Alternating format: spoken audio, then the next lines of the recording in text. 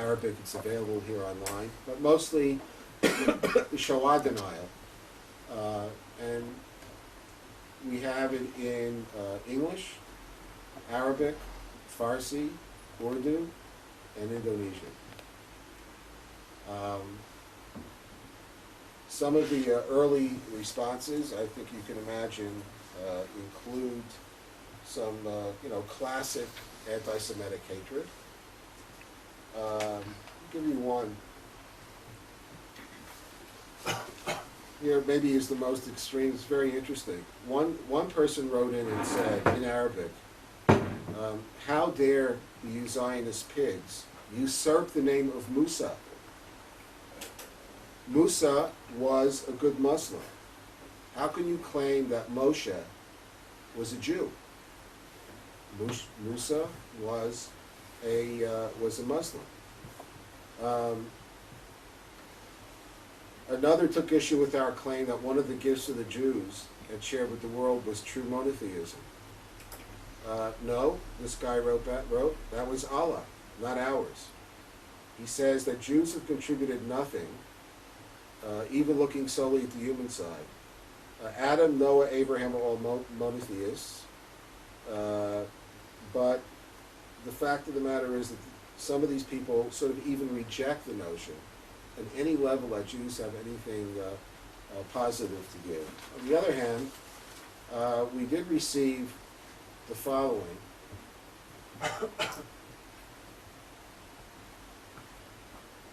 We got one from a student, an engineering student in Algeria. He's said the following. In the name of Allah, the merciful, peace upon you, I've tried searching relentlessly after a Jewish site in the Arabic language, which does not include cursing, slandering, and fights between Jews and Arabs, but I could not find one. If this site is any kind of unification attempt between Arabs and Jews, bringing them together as knowledgeable friends, distant from quarrels, I'd like to join in.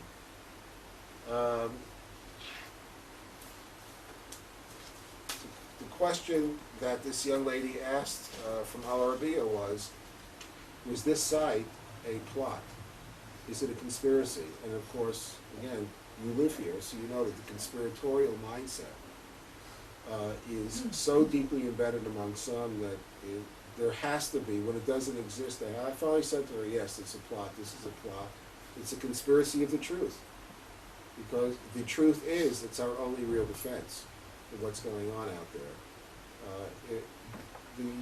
This attempt to create this particular website is really, we hope, will inspire other Jewish organizations to begin to communicate directly to Muslims in a native tongue. Because if we leave the ground, if we leave this part of the issue untouched, then you're leaving it to Al Jazeera and Al Qaeda to define who we are to a billion people. And I don't think that's a luxury that we can afford. So it's certainly not an end-all be-all. This is actually just a beginning, an attempt to try to expand a little bit of the conversation. And I'll just close my formal comments by sharing with you an interesting conversation. How did you react to this when this woman asked you to refer to that?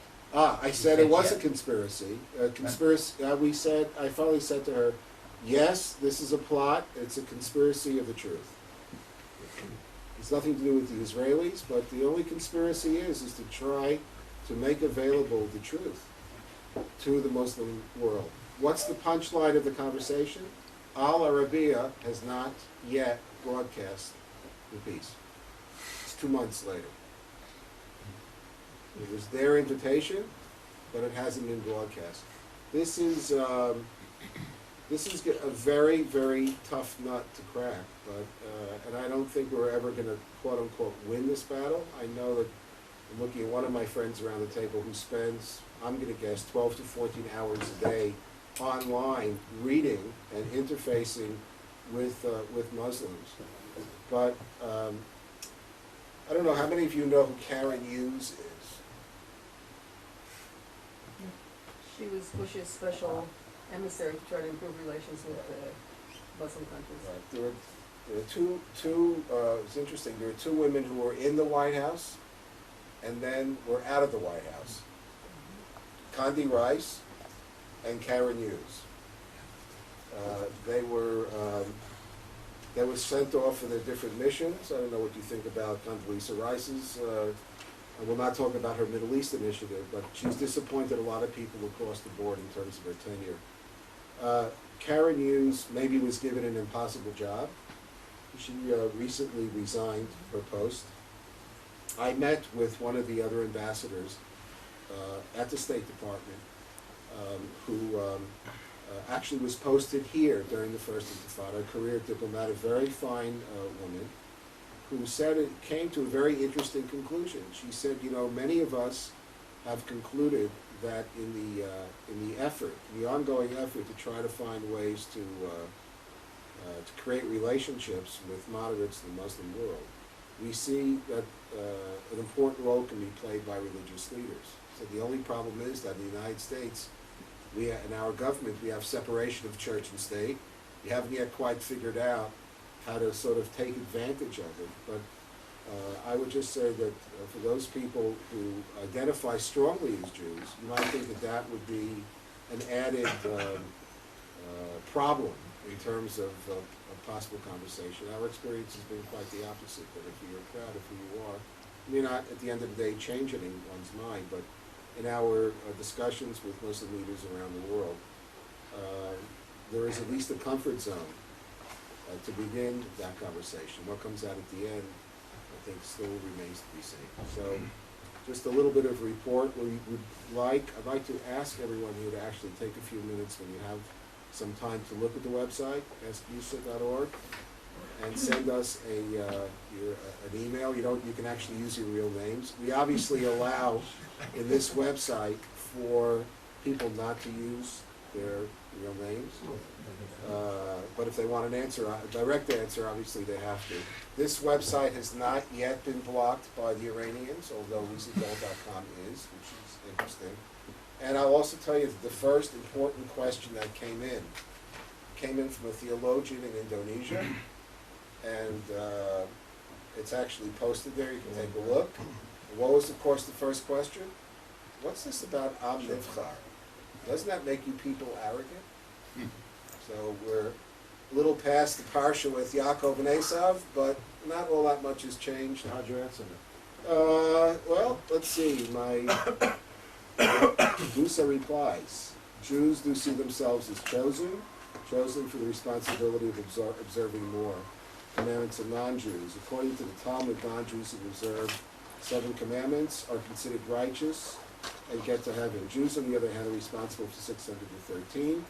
They're rewarded for them, but also punished for the shortcomings, etc., etc. It goes on to a rather long thing. By the way, this website is based on, I would say, a halachic world view, and I would certainly invite all the Zramim of Judaism, whichever they might be, to try to make a similar effort to outreach. But it's just been a very interesting, incremental experience so far. In order for us, I think, to make real impact, we're going to have to be able to do 2 things. First, we have to get media coverage and internet coverage from addresses in each of these cultures. And secondly, I think these kinds of attempts could also be useful to actually use during visits at Arab and Muslim cultural universities around the world. So I think that's something that can be pursued. It should be pursued aggressively. We're going to have to get in their face one way or the other to begin the dialogue. From where I sit, we really don't have a choice because the poison is out there and it's just spreading deeper and deeper. Thank you very much. Okay. Maybe as usual, of course, have time for discussion. Andrew Obole first, Shalom Bronstein is the leader. Sure, if I can. The first question is about Australia's role with Indonesia particularly, and particularly between, what sort of a role does the Muslim community in Australia have with the influencing the more well, the much larger Muslim community in Indonesia? Is there any sort of flow? None through it? whatsoever. None whatsoever. None whatsoever. See, Is there an opportunity? well, I hope not. No, But I can see, no. Only a negative one. Right. well, again, I want to come to your point because it's a good question, and thank God Izzy's here because he can answer on the Australian side of things. But your question is a very important question because you can slot out Australia and talk about UK, Canada, the US for that matter. Again, without trying to overstate the point, the fact of the matter is that when it appears that many of the talking heads for Muslims, I'll talk about the US and Canada, the victimization thing is a very important, whenever there's a bombing in the UK, 10 minutes later you have all these people coming on board saying, well, the United Kingdom has changed its foreign policy and all the rest. It's very difficult to expect, at least from what we see in our neck of the woods. I don't know if Australia is any different. I imagine it's probably the same. That at least the people who claim to speak for the Ummah in the Galut, quote unquote, as it were, are going to really speak and talk to a moderate stance. On the other hand, if when you come to a place like Indonesia, which is run basically by the Muslims, then you're on their home court, and at least in the few experiences that we've had, that's at least opened up doors to honest discussion and dialogue. So I see that as a plus. Okay. And the second one was just there's a resistance to engagement. How do you get round that with this site? How do you get the Muslim community to actually be willing to engage in the discussion and not feel they're letting their side down by even asking the question? Well, I think here that the internet sort of emphasizes both the great potential and the limitations. The great potential is you can go up on the internet and say what you want and generally not have to worry about any repercussions. And that's, in a sense, what we're almost hoping for, is that you're in a virtual world, and we hope that will have some impact and also enable us to identify people that we can have more serious relationships, people who have some clout in their particular setting. But to the broader implication to your question is, which I think again would be looking for opportunities to use this kind of a presentation for some direct human contact. I think it's a bit early, and I don't see any shortcuts. I mean, I'm open. I'm part of what I'm here. I'd love to hear from anyone who would have any ideas, because the bottom line, if you're talking about Shoah denial, l'mashal, okay, so we can, Yad Vashem can translate stuff into Arabic, and we can try things, and we can, occasionally get survivors, and maybe get. But the truth is, if we want to have a change of heart, the people who have to change are Muslims. The people who have to be agents of change have to come from within their own culture, their own community. And I have no idea what the exact solution will be for that problem. But all I know is that a piece of what we have to do is at least make available in their language and in their culture information for people who might actually be interested in conspiracy of truth. Believe me, I'm open to any and all ideas, but I think that we will have, I say this collectively, I think that we should have the opportunities to use these kinds of efforts that are essentially non-political to reach out to some Muslim addresses, including those that are unfriendly to us in places like Australia, Canada, and the U.S., and offer them the opportunity to at least, sit down and schmooze off of this. If they won't do that much, that's also an indication. But to assume that everybody involved at the other end, has no interest in that kind of discussion would be a problem. Someone also told me the other day, and I think they're right, I think that maybe a better term for us to use than interfaith dialogue would be multi-faith dialogue. I think that would certainly be much more accurate depiction of, let's say, where the Wiesenthal Center comes from. It also is someone who had the opportunity to be in Rav Soloveitchik's shir some time ago. You know, the whole attitude of interfaith seems, you know, whole schmoozy. This is different. This part of this sentence is much like I've just been in the UK for 4 years, and I was involved in running interfaith activities. We had a multi-faith chaplaincy centre, and as part of that we had different groups get together. We hired some Rabbi Vandenberg. This was 2 weeks ago now.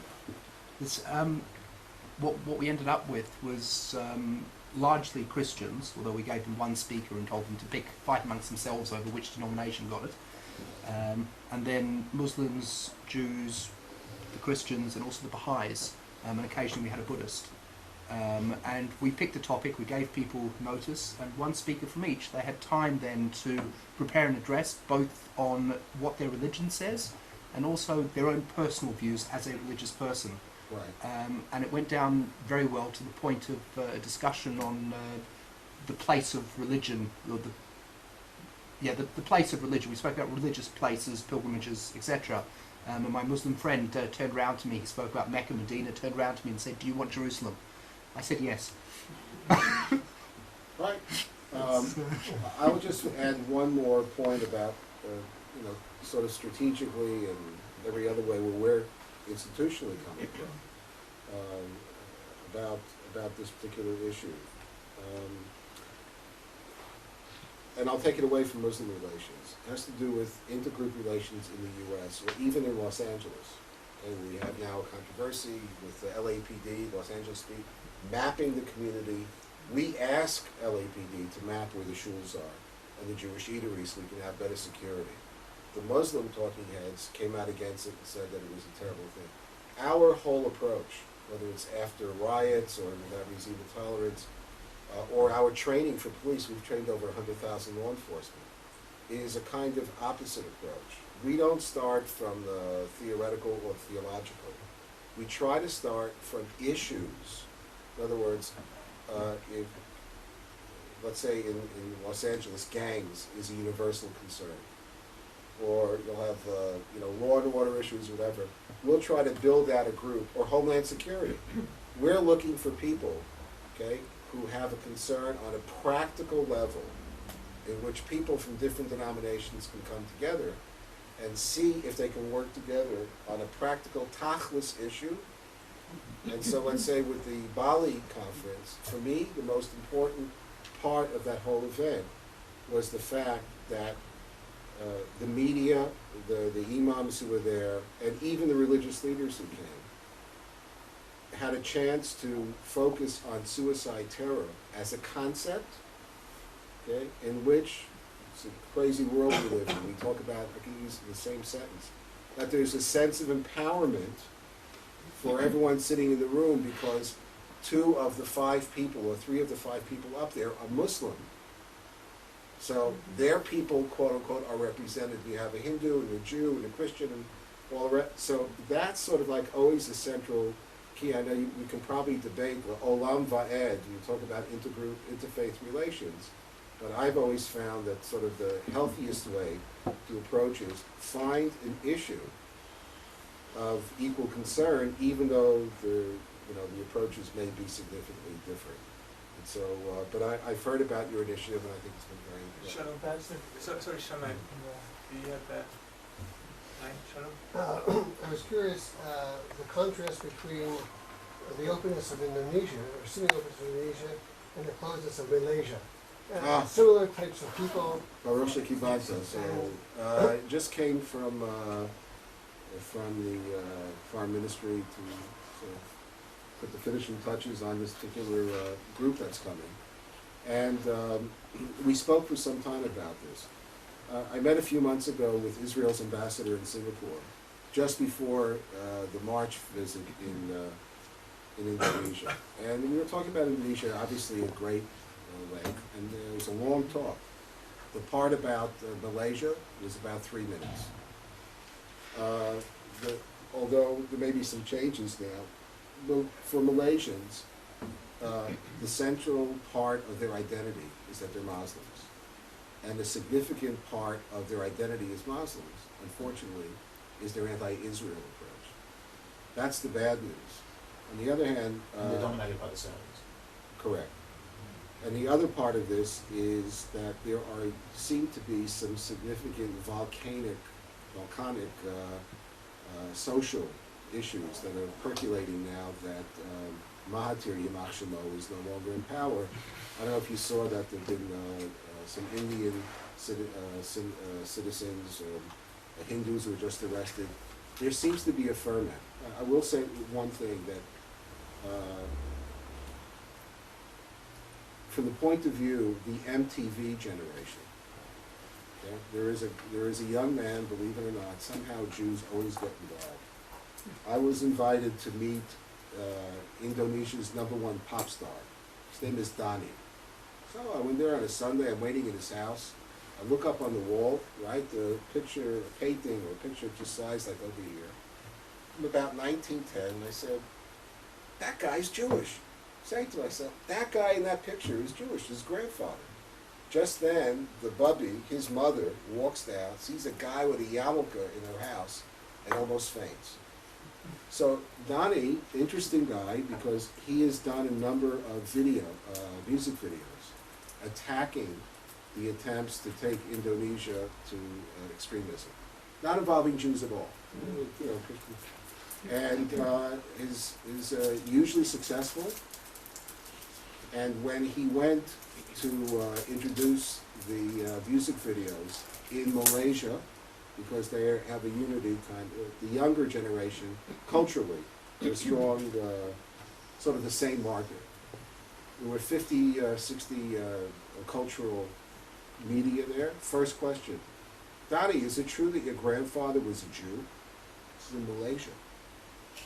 And he said, this is what this guy tells me, he said, yes, my grandfather was born in Germany, he came to Indonesia, and I'm very proud that my grandfather was a Jew. And he said, all of the other journalists clapped. So let's just say that one of our hopes, and I don't want to overstate it, I mean, Izzy's been involved in that part of the world for decades, and whatever rabbits he managed to pull out of the hat over the years, we're not talking about trends or anything yet, but I would say that we need to continue to try to find ways to at least get into Malaysia to begin some direct contacts on the academic and cultural levels. That road may lead through a place like Indonesia, it may not, but there are now some significant social, sort of like the status quo in that society is changing. Whether that will overturn somehow the mindset, Klape, Medinat Yisrael, and the Jewish people, I'm not sure yet. I'd like to compliment you, Abe. I think you're doing very important work here. And that's why I want to make it very clear that the observations I'm going to make about my concerns about this do not apply to the Wiesenthal Center or to anything that you're involved in. But there are some very great concerns, because somehow or other, when you get a situation where Jewish organizations begin to compete with one another to show that we're the most successful in the dialogue with Muslims business, that's when things go amok and bad things happen. Mm-hmm. And if I can say for a start, Asia is unique in itself.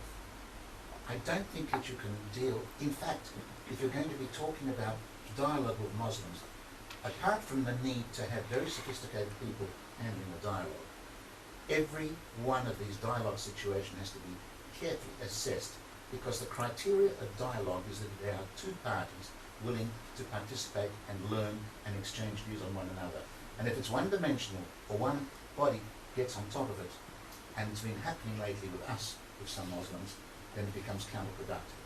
In Asia, I found that the most effective manner was to have a broader dialogue, and the Asian Jewish dialogues that I set up, where we had academicians from all over the world coming there and dealing with their counterparts. We got the Muslims in, and we did it in between. In a sense, I think that this is a pattern that should be followed up even more so now, because the problem with Indonesians, you'll find, when you really get successful with them, the pressure from below will come, they'll be cut off, and you won't be able to move forward.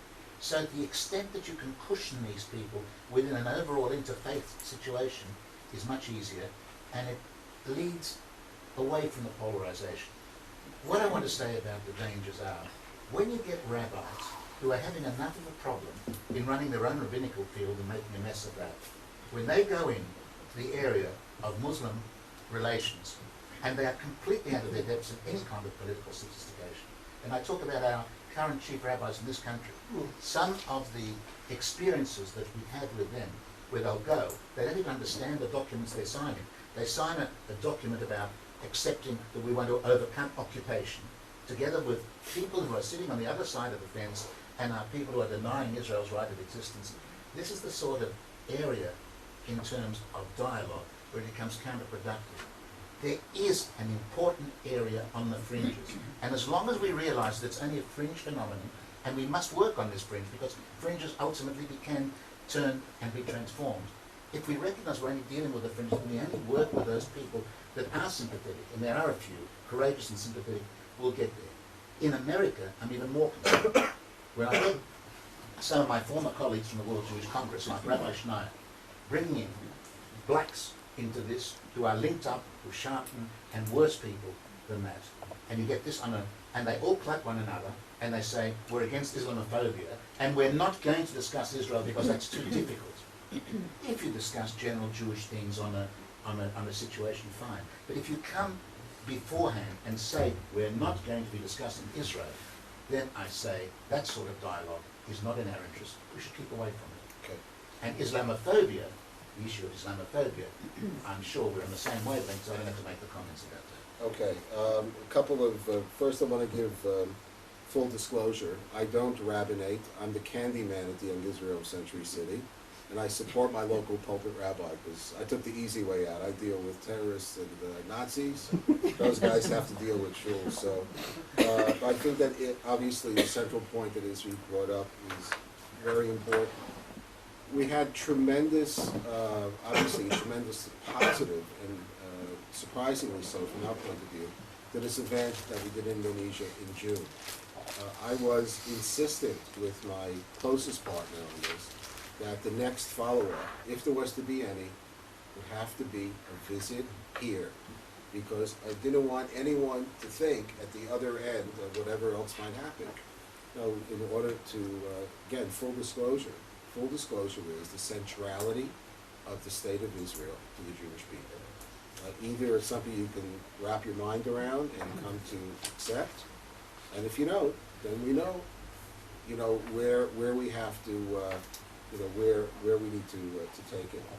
The sophistication level on the other side is, especially when you come to the States, is quite high.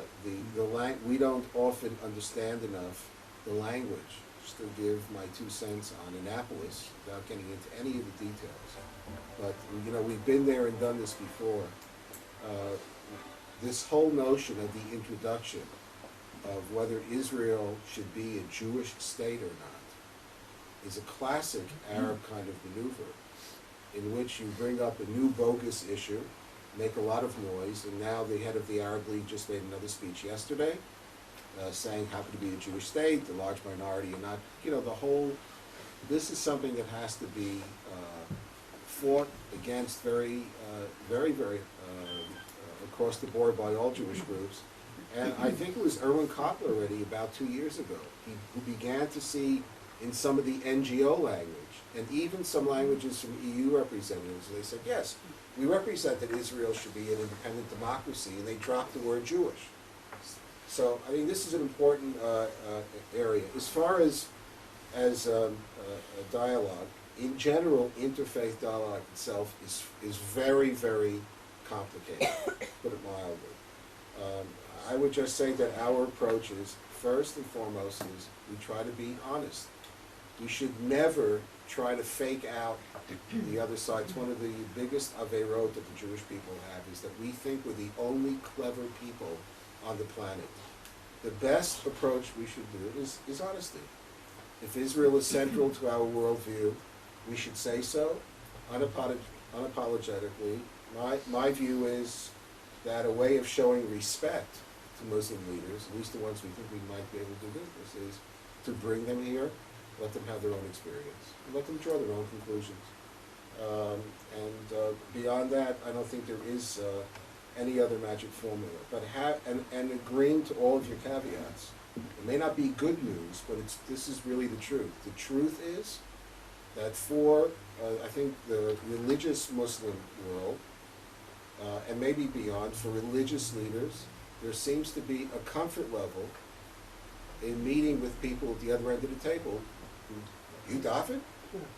That, it's not going to necessarily change the tachlis at the end, but the context, the body language of these is quite interesting, quite remarkable. And to hear it even being echoed in the, if you've ever used the word hallowed, in the hallowed halls, as it were, of the State Department, is pretty much what it does mean. Let's put it in a positive way. What Izzy said is correct. It is that if, in fact, religious people can play an important role, they better do their homework before they step out. Because the damage that can be done is also quite compelling. One other comment that I want to make in advance of Shammai speaking is, when we sat down to do this website, the fact of the matter is that you have Muslims in societies all over the globe. And while it's true that the Muslims, let's say, in Pakistan, in India, in Indonesia, never met a Jew and know next to nothing about Judaism, there are Muslims who know a heck of a lot about Jews and Judaism because they're immediate neighbors. So while it's still early with this initiative, the truth is that the last people we kind of wrote this for were for Palestinians. They know all about our Chagim. It's not, it's sort of, even though, a lot of outsiders say, oh, maybe this will bring a better dialogue, that's not the issue here. The issue is not a lack of familiarity. It may be the opposite. But nonetheless, in a broader sense, remember that, as you see